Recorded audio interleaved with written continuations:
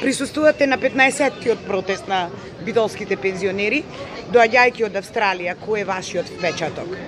Па видите, ова што можам да го видам и што го забележав изминатите 2 месеци, на вистина е нешто монструозно, грозно и не е прифатливо и дозволиво во 21 век. Пензионерите се луѓето, лицата кои се најзаслужни за овие сегашни кои седат во фотелите, во удобните фотели, да бидат таму. Значи, овие пензионери кои протестираат, на кои често пати јас сум присутен и ги подкрепувам, со нивните финансиски средства, преку нивниот работен стаж во изминатите 40 на 30 на години, значи тие вложиле, одделиле од своите собствени пари за во државниот буџет, и овие кои седат во државните фотели и на другите места кои се низ републиката или пак надвор од републиката, значи живеат врз основа, врз фондацијата на овие пензионери кои денес се молат за 1 денар да можат да купат едно апче, ние што велиме по селски по наше, да купат билки, да си купат билки. Еве жената ја слушнав, јас кажува дека нема дрва. И со што ќе се грее таа жена? Таа ми одговора мене дека ќе стави 2-3 рала волнени чорапи, ќе стави долги гајки, нека ми простат гледачите и вашите читатели и слушатели.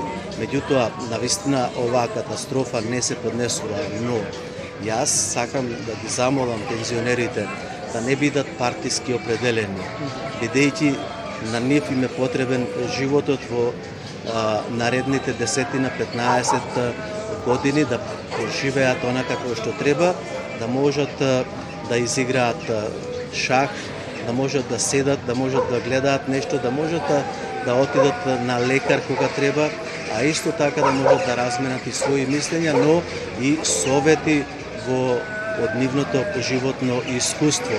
Но, да, повелете. Вие живеете во Австралија. Да. Може ли споредба да се направи на стандардот на австралискиот пензионер и македонскиот пензионер? Без разлика што во Македонија пензионерскиот системот е солидарен е, а во Австралија ги има и тие приватните фондови и малку е поинаку поставен. Но да. Стандардот... А не, видите, стандардот во Австралија како држава нормално дека се грижи за своите пензионери, за пензионерите во цела Австралија, и финансиските средства кои ги даваат преку државата и оние финансиски средства кои ние можеме дополнително да ги додадеме, се доволен показател дека во пензионерските денови може да се живее добро, може да се отиде на одмор, може да се отиде на бања. Лековите се половично државни, половично се на пензионерите.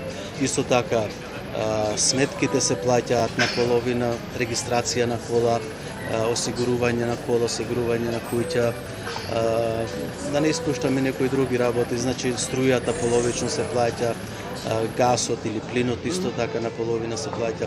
Така да нема споредба со ова што се случува во Република Македонија.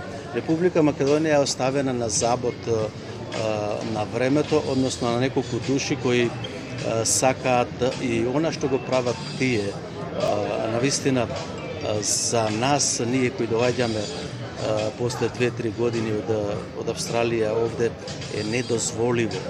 Недозволиво е така да се однесуваш, не е хумано. Не е хумано и до тој степен се води еден надпревар на крадење на државни пари овде во Република Македонија. Значи се води еден жесток надпревар, како да се на некоја олимписка на олимписките игри, како да се на секоја светско првенство и дека мора да се освои 1 милион, 2, 3 или 4. Каде ќе ги носат тие пари? И зарем не им е на нив жал, зарем не ја гледаат состојбата на селанецот, нека слезат долу во птичари. Денес јас денес следев само една, уште ова реченица да ви ја кажам. 1 кило пченка е 9 денари. Можете ли да замислите, 1 килограм пченка е 9 денари? Може ли тој селанец да обстани со 9 денари? Колку потрошил за орање, колку потрошил за влечење, колку потрошил за да е скопа таа ченка и на крајот да ја жнее и да ја донеси вамо некаде на патот на Логоварди, да ја продаде без пари 9 денари килограм. А еден леп е многу скап, еден ѓеврек кошта овдеки во Македонија 3 килограми пченка, еден ѓеврек. Значи, каде тој селанец може да обстане? И едно што можам да порачам и најмногу што мене така ме вознемирува, духовно ме вознемирува, зошто нашите луѓе толку се толерантни, индиферентни, зошто се индиферентни, зошто не излегуваат да протестираат, зошто не си го побараат своето човеково право. Тие се најосновните човекови права кои треба да ги имаат. Овие што се горе, пратениците, тие се пратени од народот. Нашиот македонски народ треба да свати дека народот ги испраќа пратениците таму да ја свршат нивната работа. Овие службениците што се не треба да бидат таму само за шминкање, за дотервање, за облекување, костумосвање и шетање по плажите, тие се службеници да служат.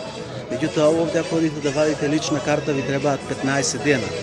И никој не одговара за тоа дали е 15 денови или е помалку или е повеќе. Не можеш да извадиш патни исправи. Ајде да одиме на друго место, да одиме во автошкола, да одиме во сите овие државни институции, да одиме на болница, на лекар да одиме. Во нашата болница овде во Битола е жалосно да влезеш во незе. Таа тифусара, таа не е болница. Но она што го гледам јас на вистина, тоа е неверојатно нешто, што се гледа, не се гледа ни во афричките земји. Ви благодарам многу.